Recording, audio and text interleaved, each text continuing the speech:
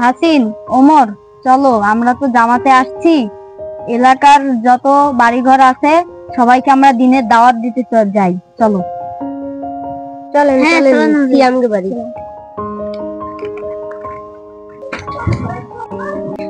যেহেতু মামির কাছে ফোন দিস। হ্যালো মাহিম, আমাকে বাড়ির সামনে আয়, তাড়াতাড়ি আয়। আপা দাও, তুমি তাড়াতাড়ি করতেছো কেন? তোমার কি হয়েছে? আরে কোশ নে, ওই যে জামাতের লোকেরা আসতেছে, আসে 1 ঘন্টা বকতে আনে, আর আমার সব বকা টকা ভালো লাগে না। কবে না মসজিদে চলো, আর তোর দ্বারা যদি শুনে আমার আব্বা কনে গেছে, তাহলে কবি কি বাজারে গেছে, আমি যাই তাহলে। আব্বা, আসসালামু আলাইকুম সাদ্দাম ভাই। ওয়ালাইকুম আসসালাম। আলহামদুলিল্লাহ, কেমন আছেন? ওয়ালাইকুম আসসালাম। আপনি কেমন আছেন? আলহামদুলিল্লাহ ভাই, আল্লাহর অশেষ রহমতে আমি ভালো আছি। সাদ্দাম ভাই, আমরা তো মসজিদে দিনের দাওয়াত দেওয়ার জন্য আসছিলাম, আপনার আব্বা কি বাসায় আছে? না হুজুর।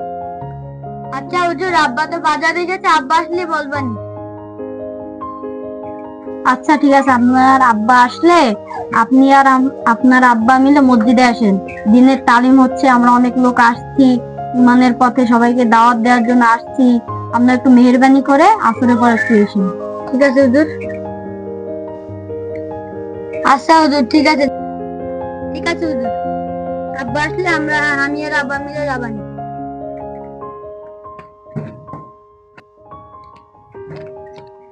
আব্বা আব্বা আব্বা, নাটক বাদ দাও, হুজুর চলে গেছে, ওঠেন। আব্বা আব্বা, আপনার দিকে হাত দিকে নরম।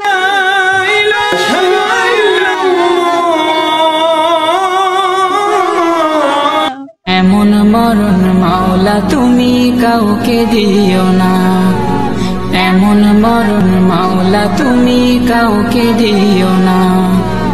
গুনাহ থেকে তোমার কাছে